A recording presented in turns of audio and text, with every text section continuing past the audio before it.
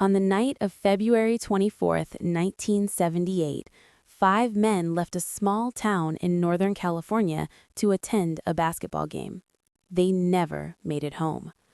What followed would become one of the most baffling unsolved cases in American history.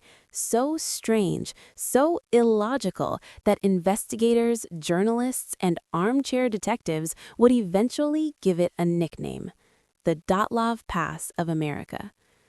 Because much like the infamous Russian incident, the Yuba County Five left behind more questions than answers and a trail of decisions that made absolutely no sense, unless something else was happening in the darkness. This is not a story about hardened criminals. This is not a story about survivalists. This is not a story about men trained to live in the wilderness.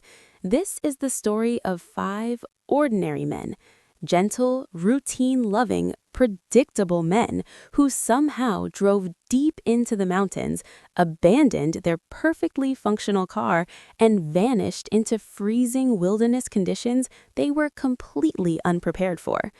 And what makes this case truly haunting is that at least one of them survived for months, alone, in the snow, surrounded by food he never ate.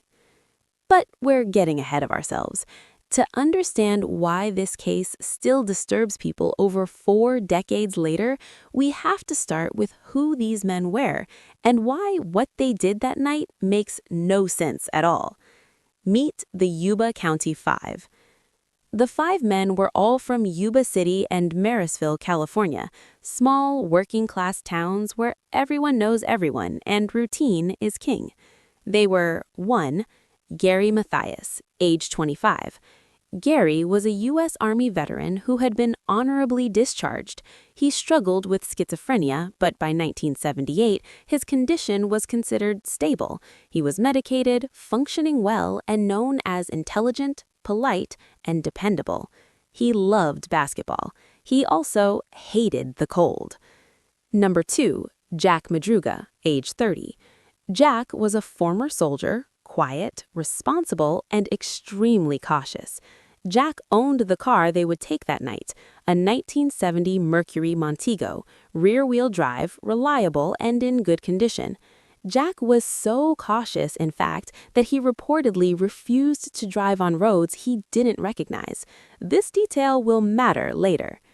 Number 3, Bill Sterling, age 29.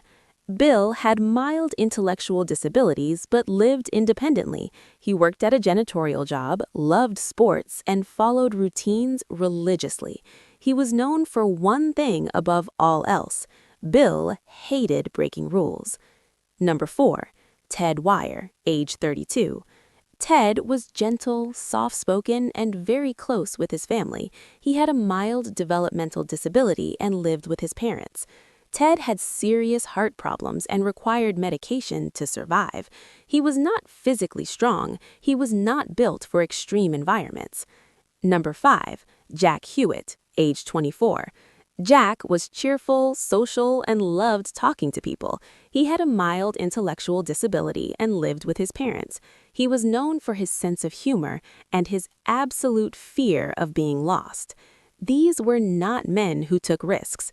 They didn't hike. They didn't camp. They didn't experiment with drugs or alcohol.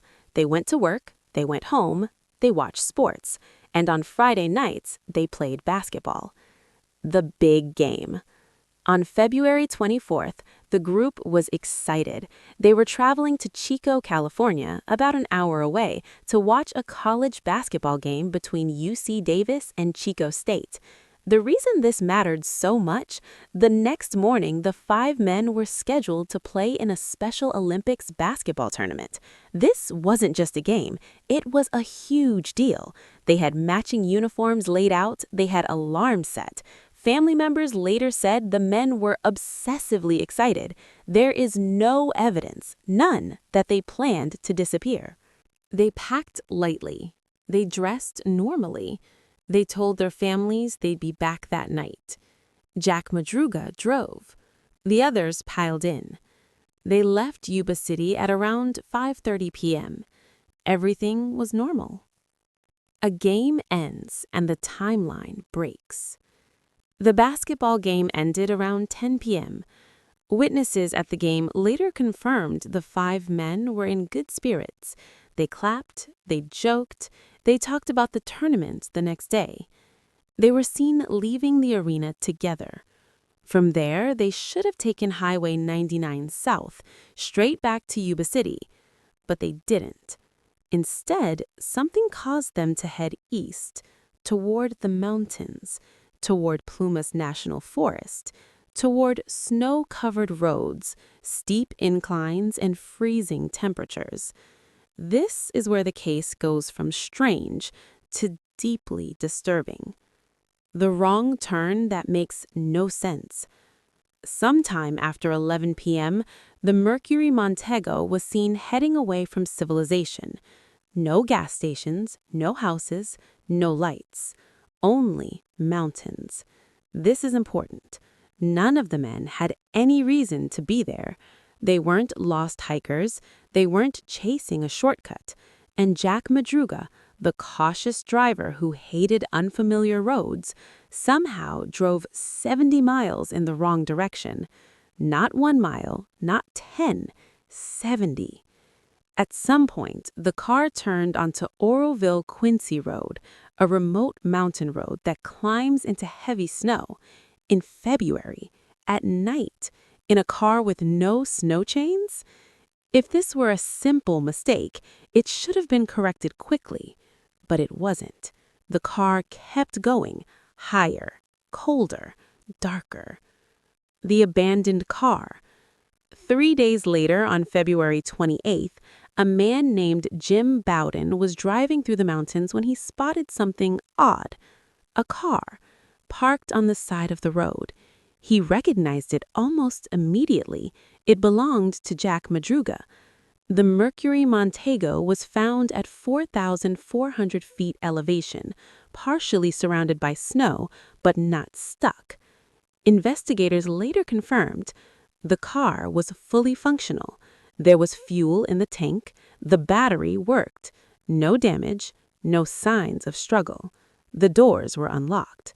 Inside were candy wrappers, empty soda bottles, a basketball program. The keys were missing, and the men were gone. Why this terrified investigators? This wasn't a survival situation. They could have stayed in the car, turned the heater on, walked downhill, followed the road back to safety. Instead, they walked uphill into deeper snow, into freezing darkness. Investigators later estimated temperatures that night dropped to below 20 degrees Fahrenheit, -6 degrees Celsius. None of the men were dressed for this. No coats, no boots, no survival gear. It was as if something made them abandon logic itself. The first theory, and why it failed. Police initially believed the men had simply gotten lost, but that theory collapsed almost immediately. Why? Because searchers found footprints, 5 sets, leading away from the car, walking calmly, not running, not panicking, just walking. And they were heading away from safety, the case that wouldn't behave. Over the next few days, massive search efforts were launched. Helicopters, volunteers, law enforcement, but snowstorms buried evidence quickly, and the mountains kept their secrets. Families waited. Parents stared at phones that never rang, and the question no one could answer became louder with each passing day. Why did 5 careful, routine-loving men abandon their car and walk into the wilderness willingly? There were no signs of a crash, no blood, no struggle, only silence and snow. When search teams first stood beside the abandoned Mercury Montego, one thing was immediately clear. The men had left on foot. Not staggered, not dragged, not chased. They had walked away together. 5 sets of footprints pressed into the frozen snow, moving calmly uphill, away from the road, away from safety, away from logic. For experienced investigators, this was the first moment when the case stopped behaving like a normal missing person search and started acting like something else entirely. The direction that made no sense. From the car, the nearest source of help was downhill. About 8 miles away was a small mountain lodge. Another 30 miles downhill led back to populated areas. The road itself was a lifeline. Follow it, and eventually you would reach warmth, lights, and people. Instead, the footprints led upward, into thicker snow, into steeper terrain, into the dark forest. Searchers later described the path as purposeful. There were no signs of slipping, falling, panic, disorder, just 5 men walking single file as if they believed something important lay ahead. A voice in the night. As search efforts intensified, an eerie detail surfaced. A local woman named Josephine Baker came forward with a strange story. On the night of February 24th, she said she had been driving through the same mountain road when she pulled over due to engine trouble. While sitting in her car, she claimed she saw a group of men with a woman and a baby near a vehicle up the road. Then, she said something terrifying happened. She saw flashlights moving through the trees. She heard voices. And at one point, she believed she heard someone screaming. Frightened, she locked herself inside her car and stayed there until morning. When she later learned 5 men had disappeared in that exact area, her story sent chills through investigators. But there was a problem. No other witnesses ever confirmed seeing a woman or a baby, and no evidence of another vehicle was ever found. Was it a misidentification, a hallucination, or something investigators never fully uncovered? The story was filed away, and the search continued. The first body. 3 months passed. Snow melted, trails reappeared. On June 4th, 1978, a group of motorcyclists riding through the Plumas National Forest made a grim discovery. They found human remains. The body was identified as Jack Hewitt. He was found 11.4 miles from the abandoned car, lying face down. No coat, no shoes, only light clothing. His death was ruled hypothermia, but the distance he traveled raised immediate questions. Jack Hewitt had been known for one thing. He was terrified of being lost, and yet he had walked over 11 miles into the wilderness. 4 more, not far away. 2 days later, searchers found 4 more bodies in the same general area, but the locations and conditions told a disturbing story. Ted Ware. Ted's body was found inside a U.S. Forest Service trailer. The trailer was a fully stocked survival shelter. Inside were enough food to last a year, fuel for heating, matches, warm clothing, bedding. Ted weighed under 100 pounds when he was found. He had starved to death. He was wrapped in multiple blankets. His beard had grown significantly, suggesting he had been alive for 2 to 3 months. And here's the detail that haunted investigators. The food cans inside the trailer had been opened incorrectly. Instead of using the can opener provided, the tops had been pried open with brute force, something Ted likely didn't know how to do properly. The food he never ate. This is where the case crossed into nightmare territory. Right next to Ted Ware's body were thousands of calories worth of food. Military rations, dehydrated meals, canned goods. He had eaten almost nothing. Ted was not mentally incapable of feeding himself, but he was known to follow rules strictly. The food wasn't his, and that may have mattered more than survival itself. The others. Nearby, searchers found the remains of Bill Sterling, found under a tree partially covered in snow, Jack Madruga, still wearing his leather jacket, Gary Mathias, missing. Only 4 bodies were recovered. Gary Mathias, the strongest, most mentally capable of the group, had vanished. No remains, no clothing, no trace. To this day, Gary's fate remains unknown. Signs of a slow death. Medical examiners pieced together a timeline that shocked families. At least one man survived for months, possibly more. They didn't die immediately after abandoning the car. They didn't collapse together. They slowly succumbed, one by one. Which raises a horrifying question. Why didn't they help each other? Why didn't Gary, the most capable, save the others? Why didn't they use the shelter correctly? Why didn't anyone turn back? The Dyatlov comparison. Like the Dyatlov Pass incident in Russia, this case shared eerie similarities. Abandoned shelter, car versus tent, movement into extreme conditions without gear, survival options ignored, strange decision-making, missing individual, no clear external cause, no evidence of murder, no clear accident, just a series of actions that defy common sense. A case without a villain. There were no suspects, no criminals, no signs of violence, which made this case far more unsettling, because if no one forced them, what made them walk into the snow? By the time investigators stood inside the Forest Service trailer, one thing became painfully clear. The men had reached safety and still died. The trailer wasn't hidden, it wasn't locked, it wasn't damaged. It was a bright yellow, military-style shelter used by forest rangers, designed specifically for emergencies. And it had been stocked for exactly the kind of situation the 5 men were facing. Warmth, food, fuel, blankets, everything. Except understanding. A place built to save lives. The trailer was located roughly 19 miles from the abandoned car, deep within the forest. Inside, investigators found dozens of sea ration cans, dehydrated food packages, matches, propane tanks, a stove, heavy coats, sleeping bags, multiple blankets. Any experienced outdoors person would have survived months inside this shelter. But the Yuba County Five were not outdoors people, and that difference may have sealed their fate. Ted Wire's final days.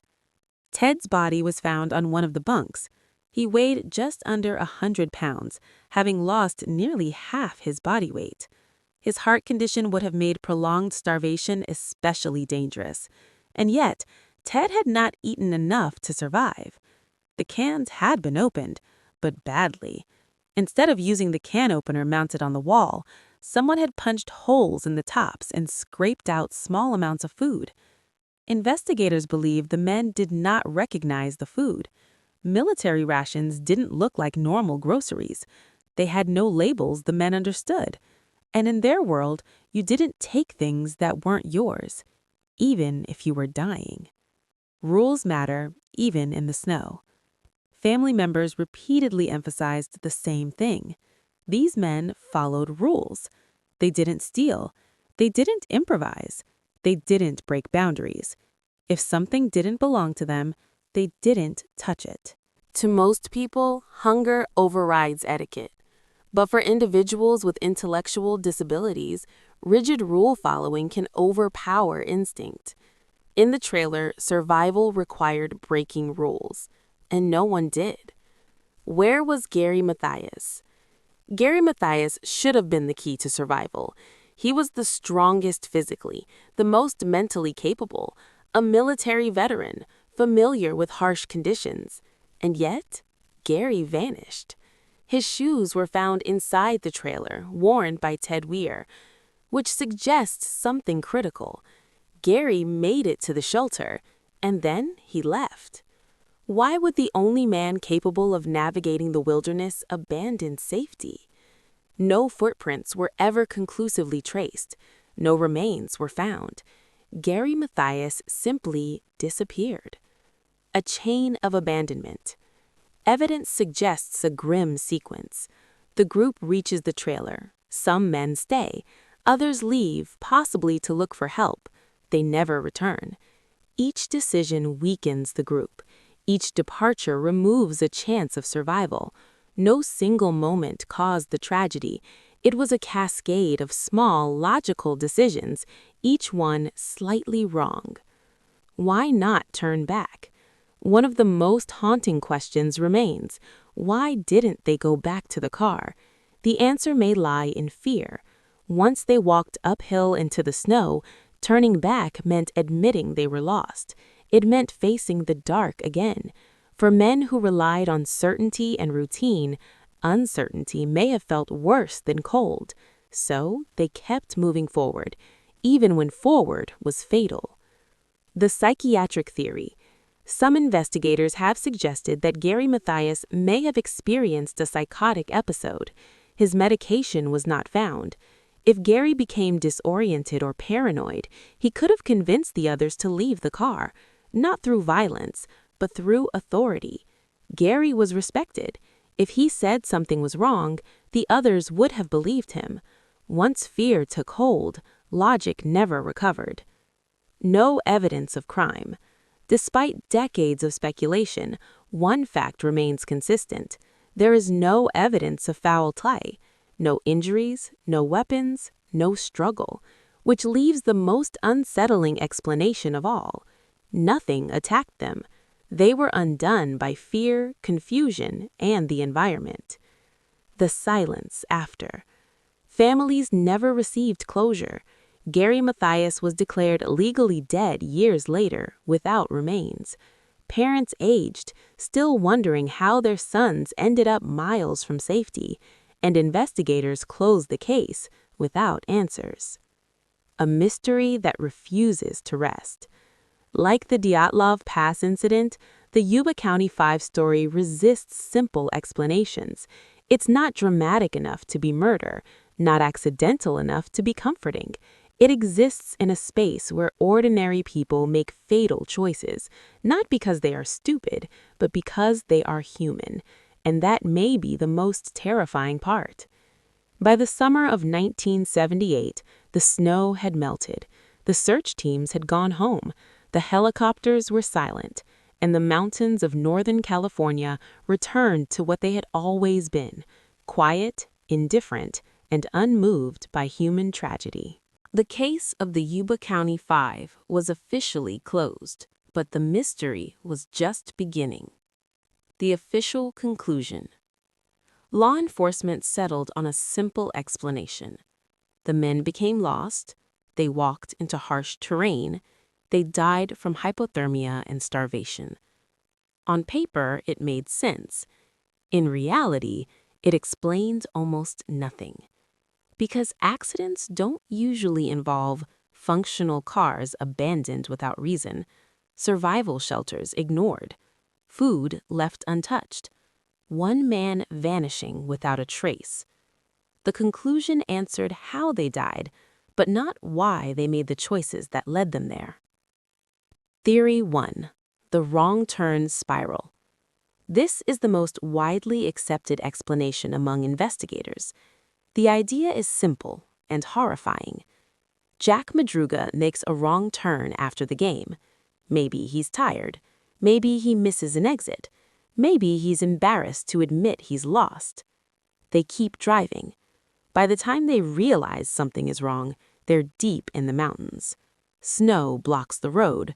Fear sets in. They abandon the car to look for help. From there, every decision compounds the previous mistake. This theory doesn't require panic, just confusion and pride. But it still doesn't explain why they walked uphill. Theory 2. Gary Mathias and the psychiatric break. This theory centers on the only man who never came home, Gary Mathias. Gary had schizophrenia, but it had been well controlled. Still, if he missed his medication or experienced stress, a psychotic episode could have occurred. In that state, Gary might have believed someone was after them. The car wasn't safe. They needed to keep moving. And the others would have followed, not because they were forced, but because they trusted him.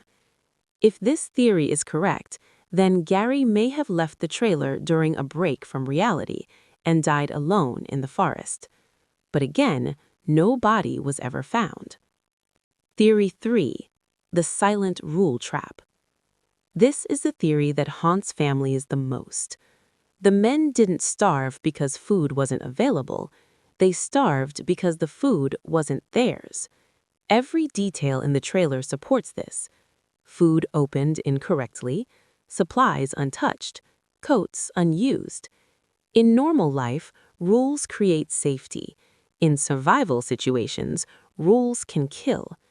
The men may have waited for permission that never came, and by the time starvation took hold, they were too weak to change their behavior. No villain, no dramatic moment, just obedience taken too far. Theory 4. Something else was out there.